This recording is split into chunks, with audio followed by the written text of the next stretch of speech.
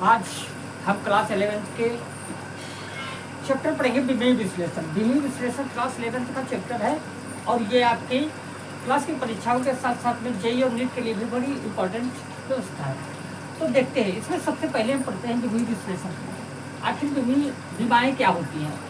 किसी भौतिक राशि के मात्रक को, कोई भी भौतिक राशि है, भौतिक राशियाँ क्या होती हैं आप जानते हैं, ऐसी राशियाँ जिनको हम माप सकते हैं, उन सभी राशियों को हम भौतिक राशियाँ कहते हैं। किसी भी भौतिक राशि के मात्रक को मूल मात्रकों के पदों में व्यक्त करना के लिए मूल मात्रकों पर जो घातें लगाई जाती हैं उनको हम विमाएँ कहते हैं। अब मूल राशियाँ क्या होती हैं, ये आपने पिछले क्लास में पढ़ा। मूल राशियाँ 7 होती हैं, जिसमें लंबाई है, द्रव्यमान है, समय है, ताप है, विद्युत धारा है, ज्योति तीव्रता है और पदार्थ की मात्रा है। ठीक है, ये सारी विमाएँ हैं। तो यहाँ पर हम देखेंगे विमाओं के रूप में कैसे लिखा जाता है। एक बार फिर इस पर ध्यान दीजिए। किसी भौतिक राशि के मात्रक को मूल मात्रकों के पदों में व्यक्त करने के लिए मूल मात्रकों के ऊपर जो घातें लगाई जाती हैं उन घातों को ही हम क्या कहते हैं, विमाएँ कहते हैं। ठीक है, अब जैसे आपने पढ़ा है लंबाई, लंबाई का विमीय प्रतीक होता है यल। लंबाई को विमीय प्रतीक में और इस तरीके से बड़े कोष्ठक में लिखते हैं। ठीक है, जहाँ पर भी लंबाई की बात आएगी वहाँ पर इसको हम लिखेंगे। दूसरी बात है द्रव्यमान की। द्रव्यमान जहाँ पर आएगा, द्रव्यमान, द्रव्यमान को हम यम से लिखेंगे। अगर कहीं पर लंबाई द्रव्यमान के अलावा अगर कोई तीसरा टर्म आ रहा है, मान लीजिए ताप आ रहा है, तो ताप को हम लिखते हैं थीटा से। ठीक है, इस तरीके से कहीं पर विद्युत धारा आ रही है, विद्युत धारा, तो विद्युत धारा को हम लिखते हैं ए से। विद्युत धारा को विमीय प्रतीक है ये इसका क्या है, विमीय प्रतीक है। अब कैसे ये परिभाषा डिफाइन होगी? किसी भी भौतिक राशि के मात्रक को मूल मात्रकों के पदों में व्यक्त करना। जैसे आप देखिए, आपने पढ़ रखा है बल, बल का मात्रक आपने पढ़ रखा है न्यूटन। बल का मात्रक क्या होता है, न्यूटन। ये मात्रक है बल का। ठीक है, बल का मात्रक न्यूटन है। न्यूटन कोई मूल मात्रक तो है नहीं। अब इस न्यूटन को अगर हम मूल मात्रकों के पदों में व्यक्त करें तो आपने फार्मूला पढ़ रखा है यप बराबर यम ए। ठीक है, जहां आपका यम क्या है, द्रव्यमान, और द्रव्यमान का मात्रक आपका क्या होता है, किलोग्राम। ए क्या है, त्वरण, त्वरण का मात्रक क्या होता है, मीटर प्रति सेकेंड स्क्वायर। तो यहाँ पर देखिए, यहाँ पर जो विमाओं जो घातें आ रही हैं, क्या नहीं है, घातें। अगर हम किलोग्राम की देखें, यहाँ पर कोई घात नहीं, इसका मतलब एक घात है। मीटर के ऊपर एक घात है और सेकंड के ऊपर 2 घात है। ये विमाएँ ही क्या कहलाती हैं, ये घातें ही विमाएँ कहलाती हैं, जिसको हमने मूल मात्रकों के रूप में परिवर्तित किया। न्यूटन ये मूल मात्रक के रूप में नहीं था, लेकिन जैसे ही हमने इसको मूल मात्रक के रूप में लिखा तो इसके ऊपर कुछ घातें आ गई। तो इन घातों को ही क्या कहते हैं, विमाएँ कहते हैं। चलिए आइए अब हम देखते हैं। अभी हमने विमाओं की जानकारी ले ली, अब हम करते हैं किसी अज्ञात राशि का विमीय सूत्र ज्ञात करना। यदि किसी भौतिक राशि यक्स का सूत्र यक्स बराबर 2 पाई रूट यल अपान जी है, तो उस राशि का विमीय सूत्र ज्ञात करना है। उसने हमको एक रिलेशन दे रखा है, दूसरे का यदि किसी भौतिक राशि यक्स का सूत्र दे रखा है उसने, ये तो कह रहा है इस यक्स की विमा क्या होगी। आपको ये बताना है अज्ञात राशि आपकी जो यक्स है उसकी विमा क्या होगी। देखिए कैसे करते हैं। अब यहाँ हम क्या करेंगे, दोनों ओर की विमाएँ लिखेंगे। ठीक है, विमाओं को लिखने के बाद हम सॉल्व करके देखेंगे कि फाइनली हमारे पास क्या आ रहा है। ठीक है, तो हम यहाँ लिखते हैं यक्स equal to 2 pi root l upon g. अब यहाँ आपको बेसिक जानकारी होनी चाहिए। यल क्या है, लंबाई है, जी क्या है, गुरुत्वीय त्वरण है।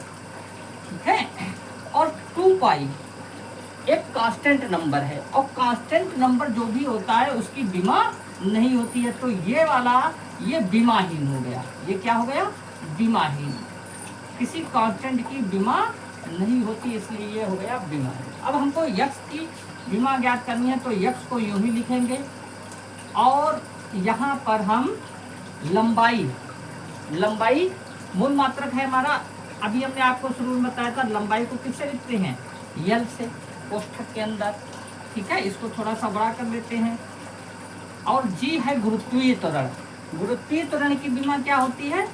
LT minus two, LT minus two, ये गुरुत्वीय त्वरण की विमा होती है। अब यहाँ देखिए आपका L से L क्या हो गया? एलिमिनेट हो गया। तो x बराबर आपका बचा है रूट में, इस टी को ऊपर ले जाएंगे टी स्क्वायर, ठीक है। और ये कोष्ठक में लिखना ना भूलें, यही विमा का प्रतीक है। तो यहाँ से x का अगर हम निकालेंगे, स्क्वायर से रूट क्या हो जाएगा? हट जाएगा, तो बाहर आएगा तो क्या आएगा? t। तो x की विमा क्या होगी? t होगी। अब चूंकि मूल मात्रकों के रूप में लिखी जाती है तो इसको हम लिख सकते हैं x की विमा होगी, यहाँ m नहीं है तो m की पावर 0, l नहीं है तो l की पावर 0, और t तो है ही, तो इसलिए t। तो इस तरीके से इसको हम लिख सकते हैं, m की पावर 0, l की पावर 0 और t। चाहे तो आप हर जगह है, यहाँ l था, m नहीं था, t नहीं था, तो m 0 t 0 कर सकते थे। इस प्रकार लिख सकते हैं आप, ठीक है। चलिए आइए इस पर बेट दूसरा सवाल देखते हैं।